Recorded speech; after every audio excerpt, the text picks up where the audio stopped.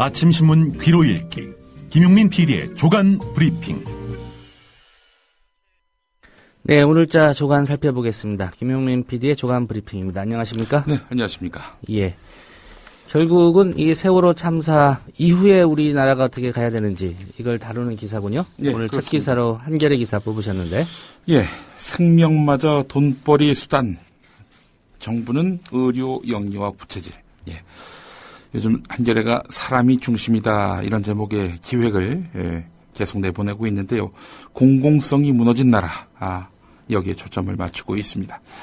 세월호 참사에서 극명하게 드러난 것은 사람보다 돈이라는 논리 아닙니까? 사람의 생명을 직접적으로 다루는 의료 분야에서도 예외는 아니라는 겁니다.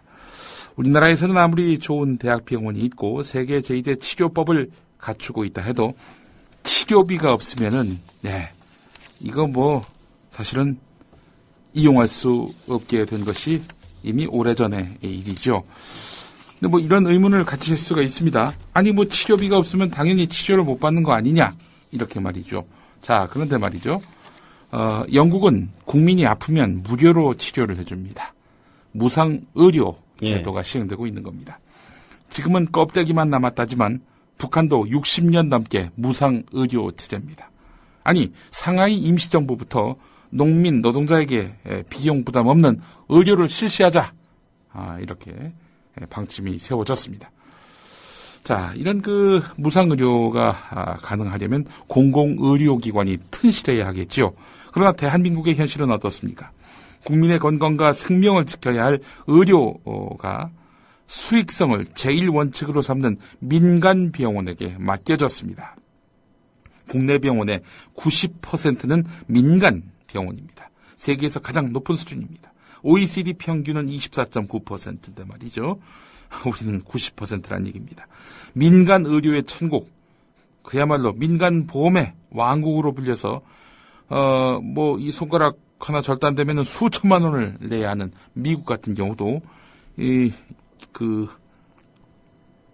75.1%가 민간 병원입니다.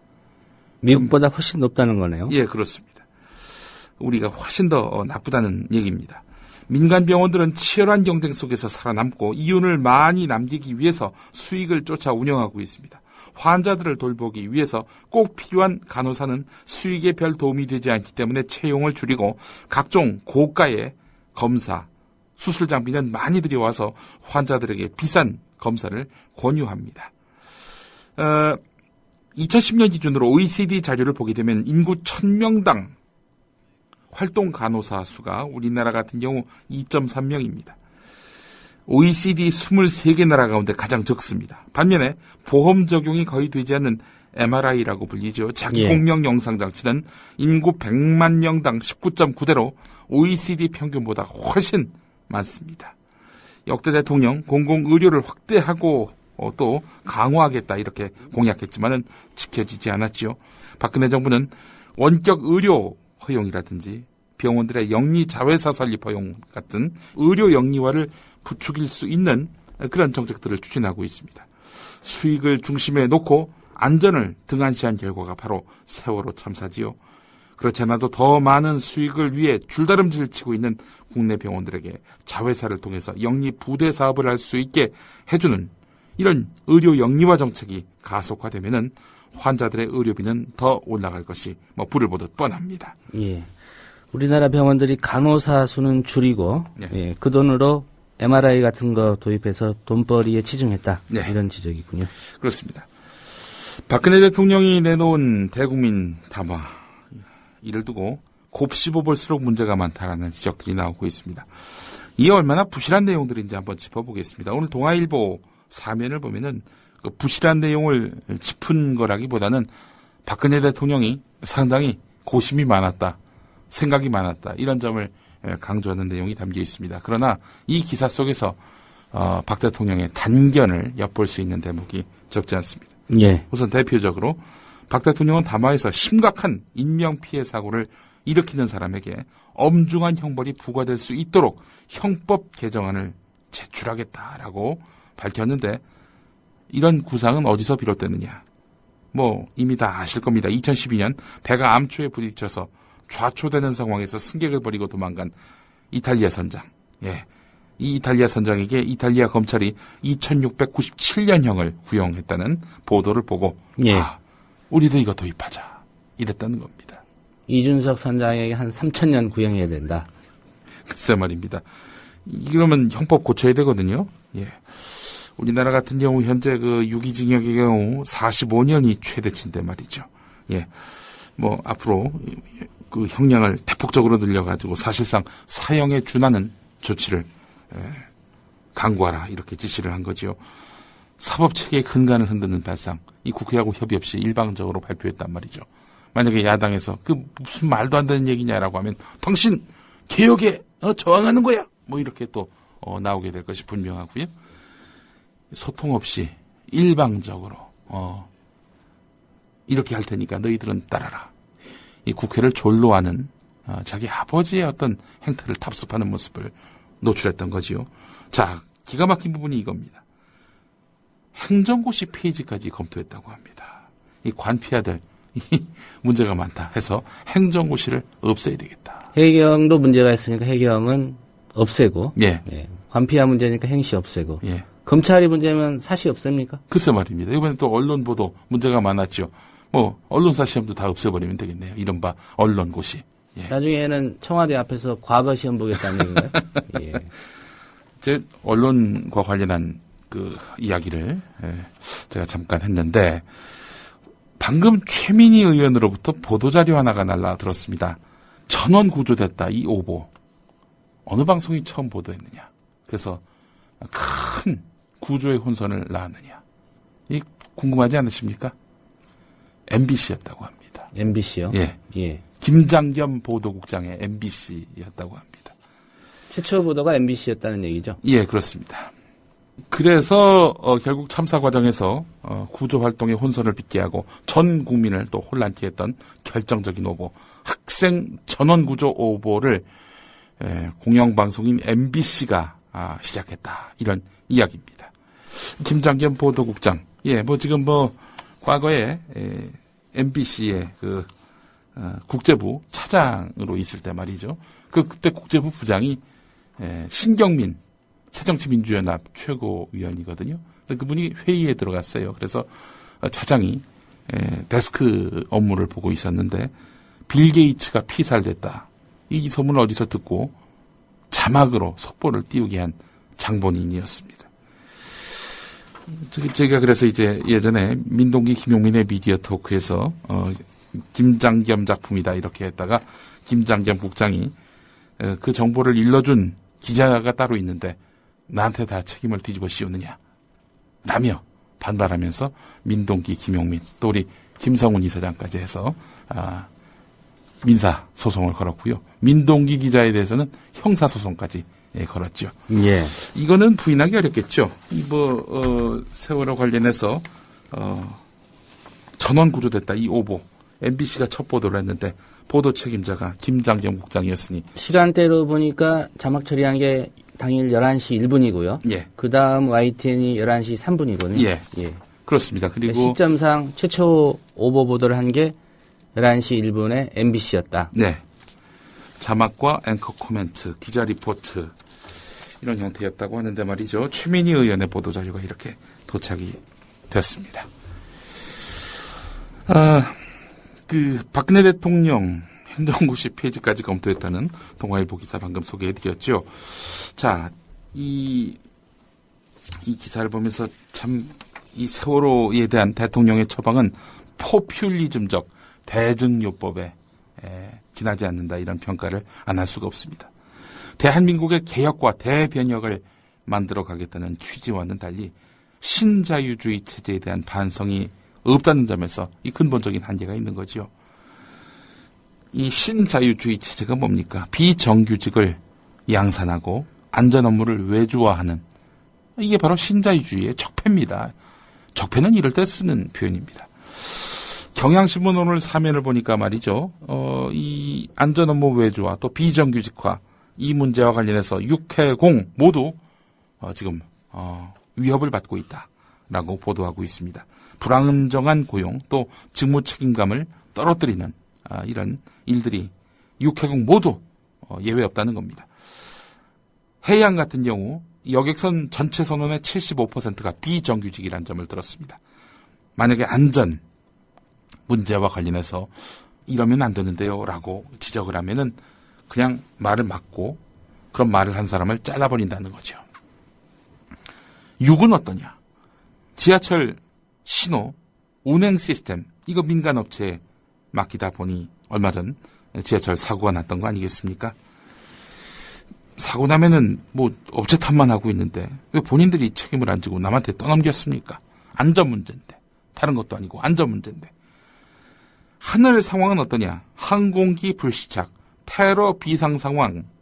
이거는 뭐 다행히 자주 빚어지는 일은 아니지만 이 항공기 불시착, 테러 비상 상황, 구조 업무의 86%를 간접 고용 노동자들에게 떠넘긴 상태라고 합니다.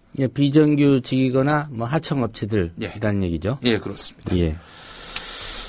하여간 이것부터 개조를 해야 되는데 이런 건 개조하지 않고 자기 눈앞에 보이는 책임져야 될 대상들만 없애버리거나 그야말로 무력화시키는 이런 행태로 해법을 찾고 있으니 이 과연 국가 개조로 볼 수 있겠는가 의문이 든다는 겁니다. 자, 오늘 경향신문 기사 또 하나 보면요. 박근혜 대통령이 대국민 담화에서 제시한 세월호 참사 대책의 부작용이 만만치 않을 것으로 전망된다는 내용이 있습니다. 진상규명도 하지 않고 만든 데다 문제 해결보다는 문제되는 기관이나 제도를 없애는 방식이어서 허점이 많고 향후 혼란이 예상된다는 겁니다. 국가안전처 이야기를 안 할 수가 없는데 재난대응기구로 한정돼서 정부의 해양사고 예방 기능은 크게 약화될 것으로 보인다는 겁니다. 사고가 발생해야 움직이는 또 활동하는 그런 부처가 바로 국가안전처라는 얘기죠. 박 대통령의 대책은 해양수산부의 해양안전 분야를 떼내서 국가안전처로 몰아주는 식인데 해양수산부의 기능은 이로써 해양산업 육성과 수산업 보호, 수산업 증진 역할로 한정된다는 겁니다. 뭐 거의 할 일이 없는 그 부처가 돼버린 셈이 됐습니다. 이 국가안전처는 소방방재청 같이 재난대응기구이기 때문에 해상 구조 같은 상황 발생 후 처리나 대응을 주로 하는데 사고를 미연에 방지하기 위해서 규제를 만드는 등의 어떤 그런 정책 위반 기능은 공백이 생길 수밖에 없습니다. 사실은 사고 예방부터 사후 대책까지 모두 다 총괄하라면서 해양수산부를 만들었거든요. 해양경찰청은 해양수산부 외청입니다. 그런데 사고 발생 이후에 할 역할을 따로 떼내서 국가안전처에 몰아준다? 예방은 누가 하느냐 이겁니다. 해양경찰청 해체에 따른 업무 혼선도 문제라는 겁니다. 박근혜 대통령은 해경의 수사정보 기능은 경찰청으로 넘기고 해양구조, 군안과 해양경비 분야는 신설하는 국가안전처로 넘기겠다고 발표했는데 이대로라면은 해경의 주요 업무 가운데 하나인 불법조업 단속은 신설될 국가안전처가 맡고 수사는 경찰이 해야 하는 등 업무가 이원화된다는 겁니다.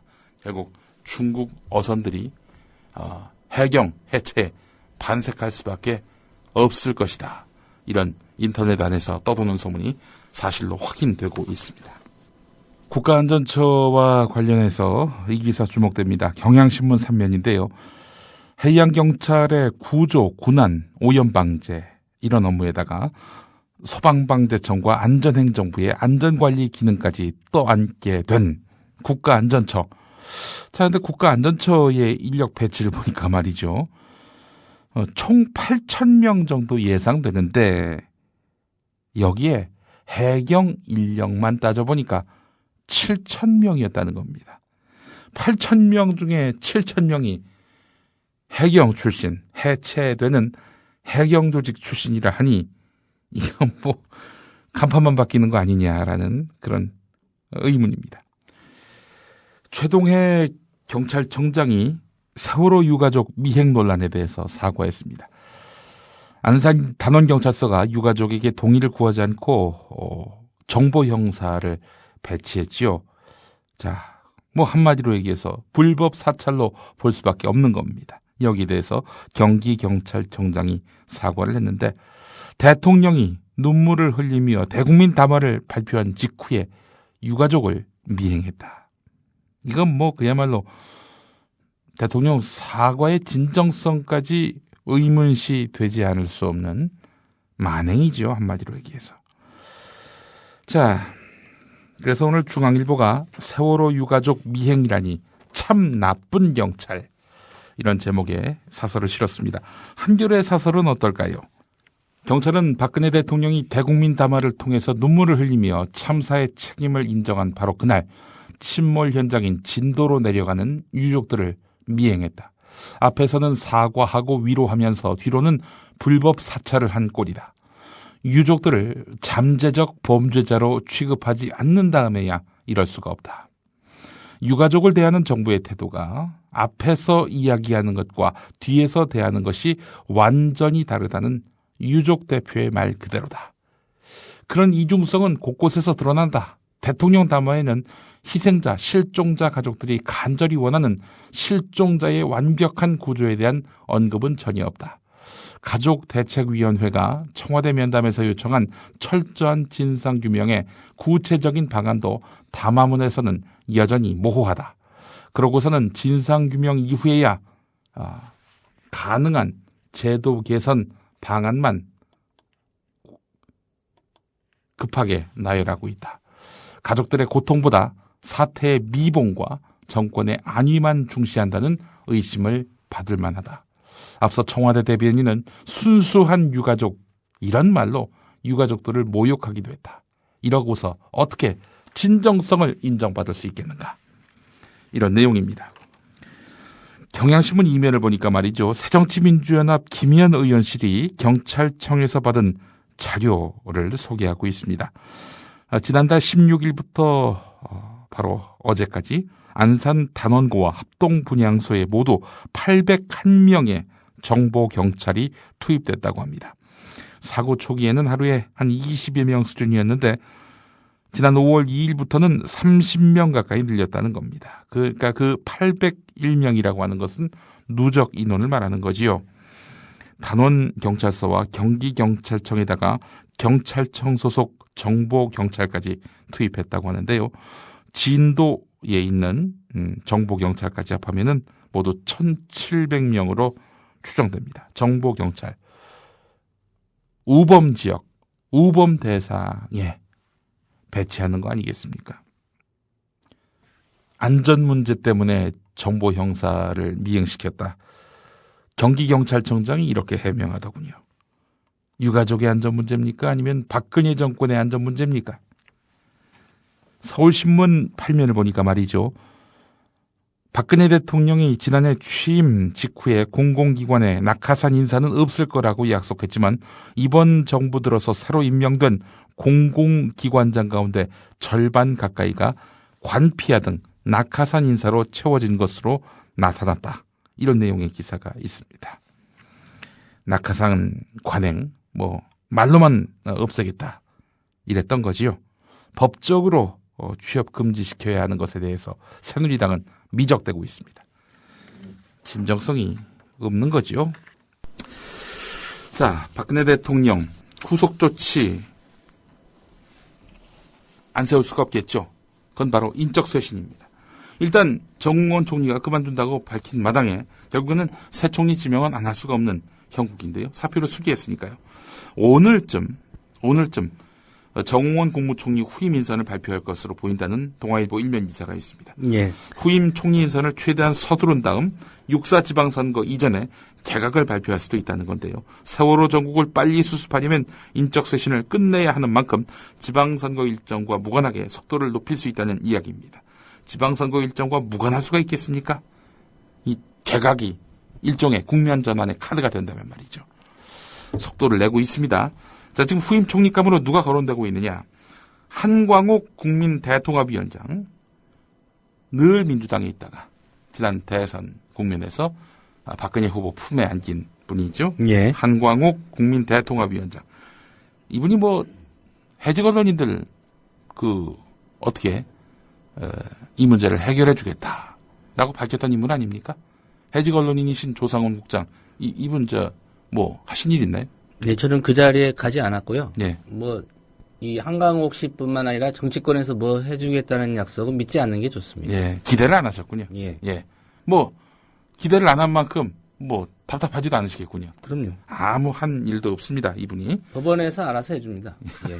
법원에서 다 이 해직 언론인들 승소를 시켜줌으로써 이렇게 해결을 해주고 있는 양상인데, 그 외에 이장무 전 서울대 총장, 김성우 전 법무부 장관, 안대희, 김능환 전 대법관, 이 사람 지난 대선 때? 중앙선관위원장이었죠. 나중에 선관위원장 그만두고 편의점 잠깐 하다가. 로펌 갔죠? 대형 로펌. 예. 예. 이 양반까지 지금 총리로, 거론되고 있다. 놀랍네요. 예. 지난 대선, 개표 부정 논란이 여전한 상황인데 말이죠. 예. 그리고 한덕수 한국무역협회장도 거론되고, 심지어 이인재, 김무성, 김문수, 이런 분도 이름이 오르내리고 있다. 오늘 동아일보가 보도하고 있습니다. 예. 제가 박근혜 대통령이라면 저는 김한길, 안철수 두 사람 중에 한 명을 총리로 지명합니다. 예. 받든 말든. 예. 하여간 대통령의 국정운영 철학에 대해서 공감하는 분을 주로 총리로 검토할 텐데. 예.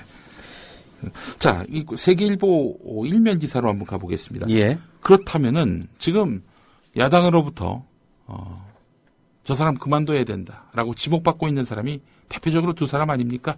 김기춘, 남재준. 네, 그렇습니다. 예. 김기춘 청와대 비서실장과 남재준 국정원장인데요. 세계일보 일면 기사에 따르면 여권 복수 관계자의 말을 빌린 겁니다. 남재준은 교체한다. 국정원 개혁 방향이 어느 정도 정리됐고 이번 세월호 참사 과정에서 국정원의 초동 보고와 대응이 미흡했다는 지적이 나오고 있는 형국이기 때문에 예. 남재준은 교체하되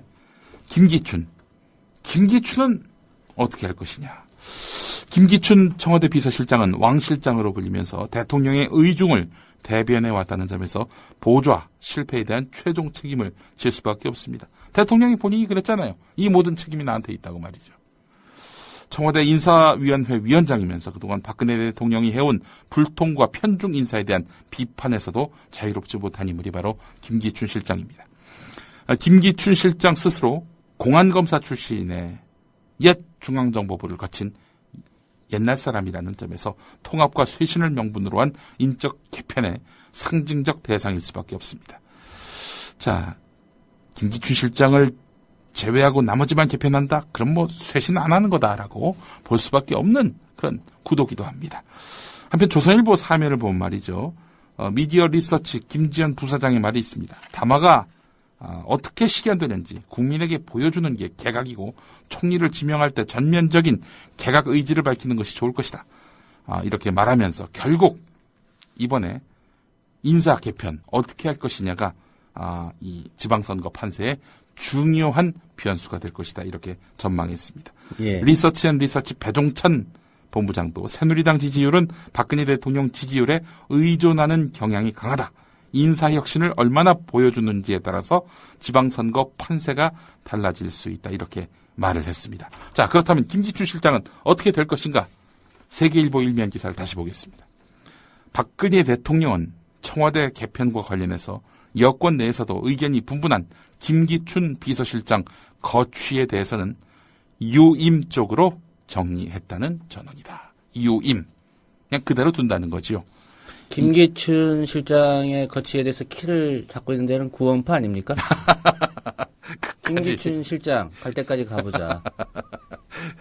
예. 유병헌 전 회장이 결정할 것 같습니다. 예. 유임 여부는요. 여권 고위 관계자 말이 있는데요. 총리가 교체되는 마당에 김기춘 비서실장까지 물러나면은 박근혜 대통령이 국정을 운영하는데 상당한 부담을 안을 수밖에 없다. 이렇게 말을 했다는 겁니다. 김기춘 비서실장 없으면은 국정 운영하는데 상당한 부담을 느끼는 박근혜 대통령이다. 그럼 지금 대통령 권한대행이 있다는 얘기인가요? 예. 자, 김기춘은 그대로 둔다고 합니다. 네, 만기춘남. 만기춘남. 예, 예. 만기칠남이 아니라 예, 모든 일은 만기춘남. 이제 예. 김기춘 실장이 봐야 된다는 얘기겠죠. 예, 그렇습니다. 자, 경향신문 6면을 보니까 말이죠. 각종 여론조사 결과 중에서 이 대목을 키웠네요. 87%가 선거만 기다린다. 세월호 사고의 여파로 유권자 87%가 6월 지방선거 투표일을 기다리고 있는 것으로 조사됐다는 겁니다. 적극 투표층 어디가 늘어났느냐? 20대, 40대였습니다. 20대, 40대. 바로 동생들을 둔, 또 아들, 딸을 둔 20대, 40대 아니겠습니까? 여기서 투표하겠다. 적극 투표하겠다. 이렇게 밝혔다는 겁니다. 이 기사가 참 매우 위협적으로 이렇게 느껴질 분들이 많이 있겠죠. 어느 당이라고 제가 말씀은 안 드리겠습니다. 자, 정몽준 후보 얘기 좀 해보겠습니다. 대학 반값 등록금과 관련해서 대학은 최고의 지성인데 반값이라는 표현은 어울리지 않는다. 이런 말을 했다는 겁니다. 한 대학 학보사 기자가 적정 등록금이 얼마라고 생각하느냐 이렇게 물은 데 대한 답변이었습니다. 그러면서 박원순 후보가 서울시장으로 있을 때 서울시립대 등록금을 반값으로 줄인 것을 언급하면서 시립대 교수를 만나보니까 대학 재정이 나빠졌고 교수들도 연구비와 월급이 깎여서 좋아하지 않더라 이렇게 말을 했다고 하는데요. 대학 반값 등록금은 대학 졸업생들을 별로 존경받지 못하게 하고 있다. 이런 말도 한 것으로 보도가 되고 있습니다. 적정 등록금은 얼마라고 얘기는 안 했고요. 예. 70원이라고 얘기한 건 아니죠. 70원이라면 예, 대학 등록금이 너무 싸서 걱정된다. 뭐 이런 말을 할 만도 합니다만은 지금 대학 반값 등록금 때문에 이 대학 졸업장의 어떤 그 가치가 떨어졌다. 그래서 존경을 못 받는다. 아마 이런 얘기인 것 같습니다. 그러면은 대학 등록금을 더블로 올려야 된다는 얘기 아닙니까? 서울시립대 같은 경우.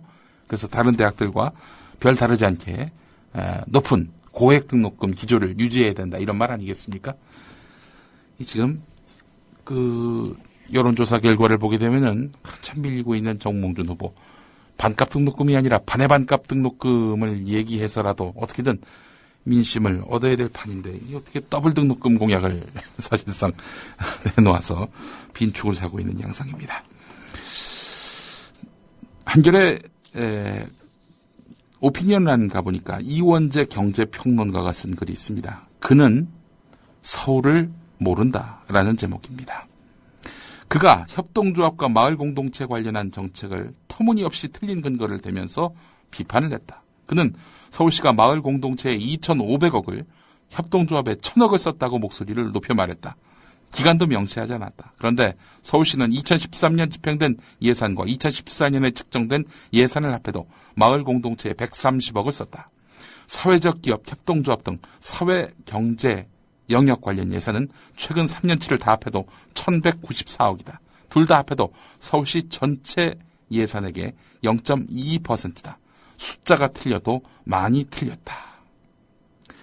협동조합과 마을공동체 사업에 부정적이던 그는 흥미롭게도 서울 인구가 줄고 있다는 걱정을 했다. 그러면서 기업 규제를 풀어야 한다는 엉뚱한 해법을 내놨다. 그는 서울 인구가 줄고 있는 이유를 전혀 모르는 것 같다. 아리스토텔레스는 말했다. 원래 사람들은 먹고 살기 위해 도시로 모였다. 그러나 그들을 도시에 머물게 만드는 것은 높은 삶의 질이다. 그게 충족되지 않으면 시민은 떠난다는 말이다. 서울도 마찬가지다. 서울 시민이 떠난다면 아마 집값과 사교육비가 고통스러워일 가능성이 높다. 시간이 갈수록 생활비는 치솟는데 1터도 3터도 팍팍해지기 때문일 것이다. 그래서 서울에는 더 많은 따뜻함이 필요하다. 마을 공동체와 사회적 경제가 아직은 약하지만 도시를 변화시키는 하나의 방법이 될 수 있다. 그는 가족 애가 깊은 사람인지는 모르겠다. 핵무장이나 스포츠 외교 같은 분야를 잘 알지도 모르겠다. 그러나 그는 정작 서울 사람이 어떻게 사는지는 잘 모르는 것 같다. 네, 그는 핵무장 주장을 했죠. 북한도 저 핵무장하는데 왜 우린 하지 않느냐 이런 얘기했었고 스포츠 외교에 또 남다른 관심이 있고 또 자기 아들의 문제에 대해서 나와가지고 울면서 용서해달라고 이야기할 만큼 가족이가 가득한 그런 모습을 보였습니다. 그가 누구일까요? 정봉준입니까? 여러분의 판단에 맡기겠습니다. 예. 칼럼에는 이름이 나와 있습니다. 한번 찾아서 읽어보시면 네. 예, 답을 찾으실 수 있을 것 같습니다. 예. 한 줄에 16면으로 이어가죠. 전국금속노조 울산지부 현대중공업 사내하청지회와 지역노동단체 등으로 꾸려진 울산지역 노동자 건강권 대책위원회는 기자회견을 가졌는데요. 자체 조사와 현대중공업 내부 문서 등을 통해서 확인한 결과 현대중공업과 하청업체가 2012년 초부터 올해 초까지 모두 86건의 산업재해를 은폐한 사실이 추가로 드러났다. 이렇게 밝혔습니다. 산재 은폐했다. 산업재해를 은폐했다. 산업재해를 은폐하면 말이죠. 산업재해 보험료가 깎일 리가 없겠죠. 자, 그런데 이 산업재해가 없었다. 이렇게 은폐를 하고 말이죠. 예. 그러니까 발생한 대로 신고를 했으면 예, 기업에서는 보험료를 더 내야 되는 상황인데 그렇죠. 은폐를 했기 때문에 사실상 감면을 받은 그런 그렇습니다. 결과가 되겠네요. 울산현대중공업이 산업재해 사고가 적게 일어났다면서 지난 5년 동안 감면받은 산업재해 보험료가 955억에 이르는 것으로 나타났습니다. 예. 노동계는 현대중공업이 산업재해 사고를 은폐해서 보험료를 덜 낸 것이라고 주장을 했습니다. 현대중공업의 대주주가 누구죠? 그입니다. 바로 그였습니다. 네.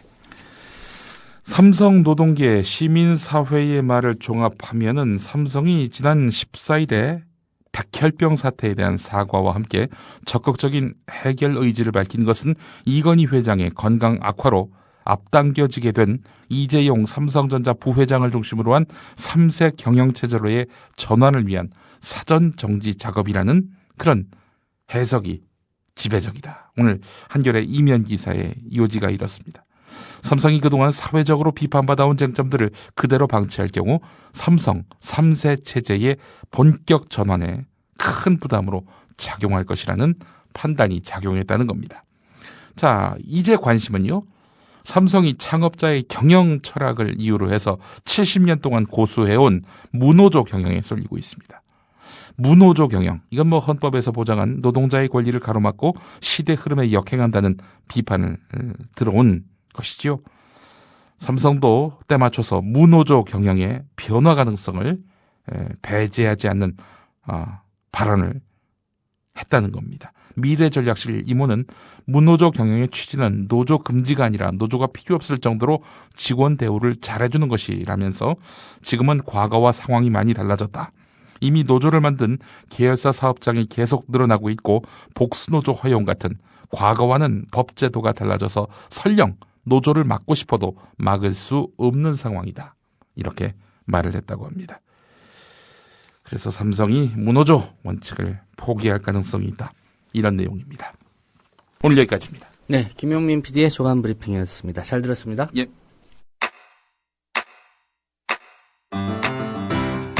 국민 라디오 지지하는 4가지 방법 아시나요?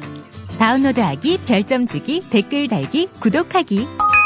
국민 라디오를 보다 많은 이들에게 전할 수 있는 가장 손쉬운 방법. 다운로드하기, 별점 주기, 댓글 달기, 구독하기. 잊지 마세요. 다운로드하기, 별점 주기, 댓글 달기, 구독하기.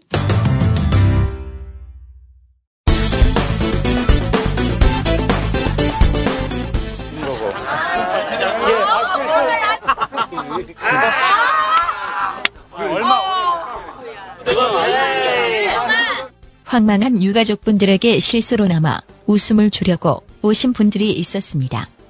누구일까요? 그분들의 개국 콘서트를 소개합니다. 경찰가 아니라고 말씀드렸습니다. 그리고 뭐라 하셨습니까? 그 말 책임집니까? 경찰가 아니라고 말씀드린 건 제가 순간 너무 당황해서 그건 아니지. 제가 경찰가 아니라고 신분을 밝히면 유족분들이 너무 격앙을 하실 것 같아서 그때는 그렇게 말씀을 드렸습니다. 유가족들은 진도에 내려가다가 형사의 미행을 확인하고 자정무렵 안산 합동분향소로 다시 되돌아왔습니다. 유가족들은 경찰이 불법 사찰을 했다고 항의하며 경찰의 해명을 요구했습니다. 유가족의 뒤를 쫓은 단원경찰서 정보보안과 형사 2명은 유가족과 별개로 진도 상황을 확인하기 위해 내려가던 중이라고 주장했습니다. 하지만 계속되는 유가족들의 추궁에 김경훈 정보보안과장은 유가족들이 진도까지 안전하게 가도록 도움을 주기 위한 것이었다고. 유가족분들 내려가실 때 뭐 교통사고도 날 수 있는 거, 안전사고도 날 수 있는 거고.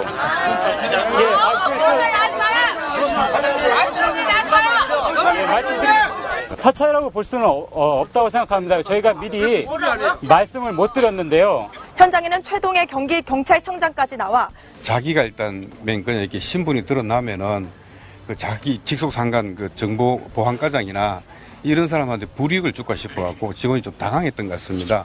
속칭 말하는 미행이 되려고 하면은 그분의 어떤 불이익을 주기 위해서 다른 간격으로 미행으로 저는 봅니다.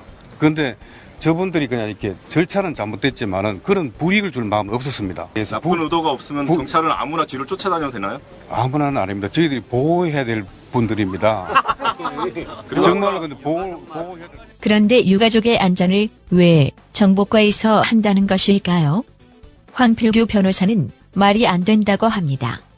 애로사항을 파악하고 주민들을 보호하는 업무는 정보보안과의 업무는 아니거든요. 정보과는 엄연히 범죄 혐의에 대한 정보 수집이나 범죄 혐의자에 대한 동향 파악의 업무를 하는 곳이거든요. 유가족들은 떳떳한 정보 활동이라면 그동안 수집한 정보를 공개하라고 요구했지만 최 청장은 경찰 창설 이래 공개한 적이 없다고 거부했습니다. 그 작성된 보고서 중에서 가족분들과 관련된 내용을 공개할 용의는 있으십니까? 근데 그 공개 자체가 지금까지 어떤 그런 정보사항 보고에 대해서 공개한 적이 없습니다.